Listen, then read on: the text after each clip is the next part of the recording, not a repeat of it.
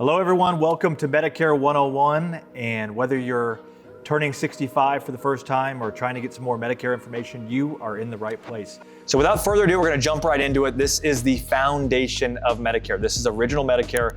This is where Medicare began, and if you're taking notes, this is where you need to start. So Medicare, the foundation, Part A and B. Part A and B, there's a lot of letters today, but Part A and B is the ones we're going to keep coming back to. Part A is going to be your hospital. That is going to be your hospital coverage. So we think of Part A, that's anything inpatient in a hospital. Part B, that's going to be your doctor coverage. That's anything at an outpatient facility, your family doctor or specialist, that's going to fall under Part B. Part A, that's going to be considered free. Okay, that is what we paid into. You see it in your taxes during your working years. That's what we paid into during our working years. As long as you worked 40 quarters or had a spouse work 40 quarters, you will not pay anything for Part A. If you did not work 40 quarters or you didn't have a spouse work 40 quarters, very rare, but we can help you walk through that situation as well. Part B now, common misconception, Medicare is not free. Part B comes with a premium. The standard premium in 2026 is $202.90. If you're a high income earner, you'll pay more. If you qualify for extra help, you may pay less, but most people are going to pay $202.90 a month. Now, when it comes to enrollment, there's a handful of enrollment scenarios when you're going on to Medicare, and I urge you to identify which one applies to you. And we're going to do a deep dive into each one of these scenarios, but a quick overview. Scenario one, this is the easiest one. You're currently receiving Social Security benefits. Scenario two, you're not receiving Social Security benefits. And scenario three, you're still working. So go ahead and identify which one applies to you, and now we're going to go over each one. So scenario one here, like I said, this is the easiest one. If you're currently drawing Social Security, well, you're automatically going to be enrolled into Medicare. You're going to get your red, white, and blue card about 3 months before you turn 65, and pretty much you're in good shape. If you don't want to be enrolled in Medicare, we have to disenroll you or send that card back, and we can help walk you through that. Scenario two, you're not drawing Social Security. Okay, so let's say you're not drawing Social Security benefits and you want to enroll into Medicare. Well, here's how you do it. We need to do it manually. You can do it one of 4 ways here. You can do it online at ssa.gov. You can do it over the phone by calling the number there, 1-800-772-1213. You can do it in person by going to your local Social Security office, or we can do it by mailing. And we will help you walk through this entire process here. So if you are not drawing Social Security, you need to enroll in Medicare, just let us help you do it. This is our job. We can make it super easy for you and help you enroll online. Obviously, you're watching a webinar today, so that should be pretty simple for you. If you're not drawing Social Security and you enroll into Medicare, you're going to get a quarterly bill for your Part B premium. It's at $202.90 times 3 equals $608.70. So again, that's scenario two if you're not drawing Social Security. Scenario three, you're still working here and you're covered on an employer plan. If this is you, very important here. We take your employer plan and we take your Medicare options and we put them side by side. Common misconception here is if you're on an employer plan, I don't need to do anything. I run away from Medicare, don't worry about it. Time and time again, we see that the Medicare option can be more beneficial than the employer option. And even if you have an employer option, there are some gaping holes that you need to be aware of, and we can help address that. So no matter which scenario you fall into, we have expert guidance. We know exactly what you need to do in each scenario. Urge you to book a call to go over those 3 options and what to do. Now, when does Original Medicare start? It starts the first day of the month you turn 65. There is one exception. For example, if I turn 65 in June of 2026, let's say I turn 65 June 5th of 2026, my Medicare is going to start June 1st of 2026. The only exception is if my birthday is on the first day of the month. If my birthday was June 1st of 2026, June 1st of 1960, and I'm turning 65, then my Medicare would actually start the month prior. So if you're turning 65 and your birthday starts on the first of the month, your Medicare would actually start 1 month prior. Just this weird little intricate rule. If you have a birthday on the first day of the month, we'll help you through that. Now, what are the major exposures of Medicare? Again, one of the big myths out there is that Medicare covers everything. Frankly, it's just not true. So if you have Part A and you have Part B, you have some major exposures that you need to be aware of. and here's exactly what they are. Part A, you're going to have a deductible of $1,736 for each hospital stay. If you have a long hospital stay, it could get much higher and you could acquire a daily copay. Part B, you have a $283 deductible. Everybody says, Chase, no big deal. I can do $283. Sure. Now here's the one you need to be aware of. You have a coinsurance of 20% with no limit. So if you have a Part B bill of $100,000, you're responsible for 20% of that, or $20,000, and there's no cap on that. So how do I cover up these exposures? And that's what we're going to go through today. Because if you just have Medicare, again, you've got these major exposures. We do not recommend you just have Medicare and nothing else, or you are left exposed. How do we cover that up, or what are our different options? Medicare Supplements, Medicare Advantage plans. This is probably what you're getting inundated with in the mail. You're getting phone calls, you're getting solicitations, right? People are trying to sell you a Medicare supplement or a Medicare Advantage plan. And again, I can't say enough, there is no right or wrong here. And what we are going to do today is educate you on both of them so you can make an informed decision on what's right for you. Let's do just a brief summary of the difference between a Medicare supplement and a Medicare Advantage plan. So over here on the left-hand side, you have original Medicare. Again, you have that foundation, Part A and B.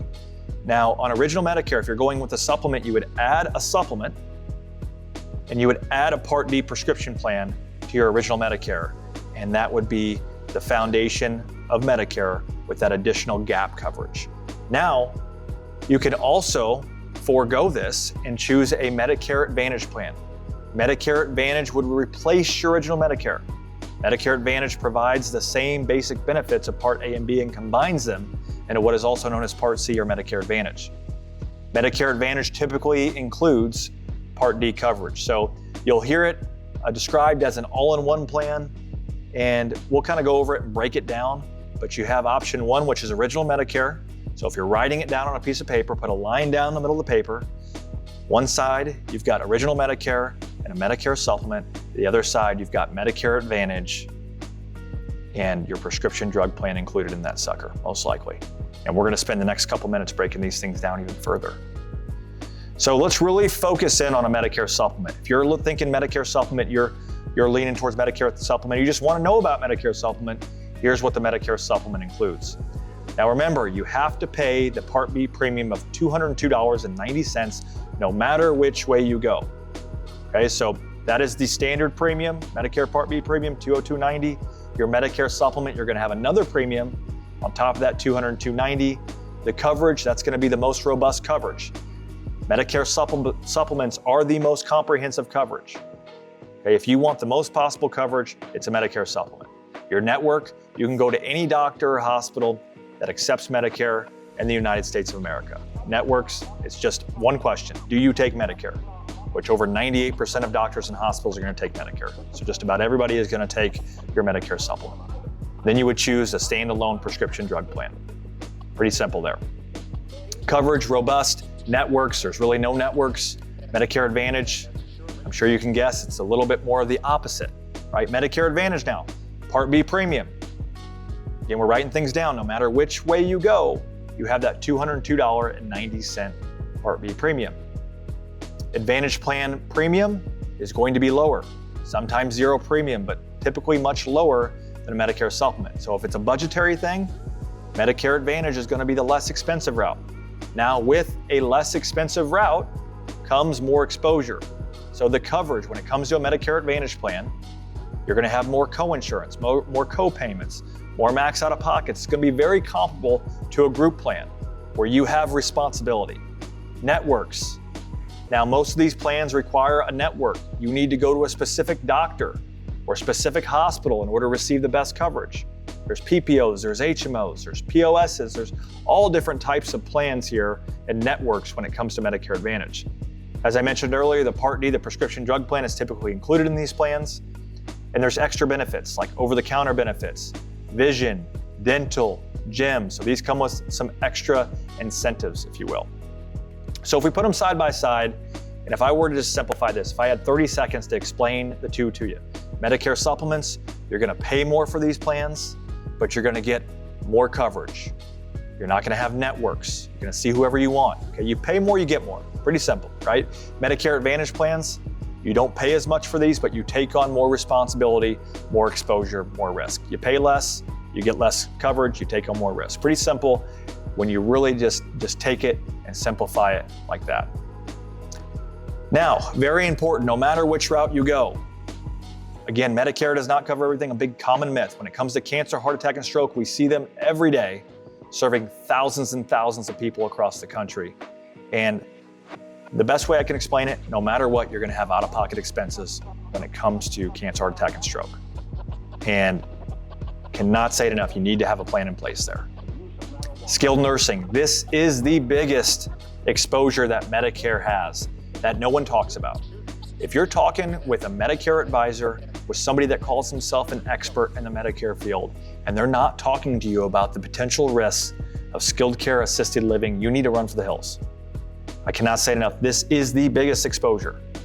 Medicare only covers 20 days in assisted living or skilled care, and you have to check a couple of boxes for them to cover anything at all.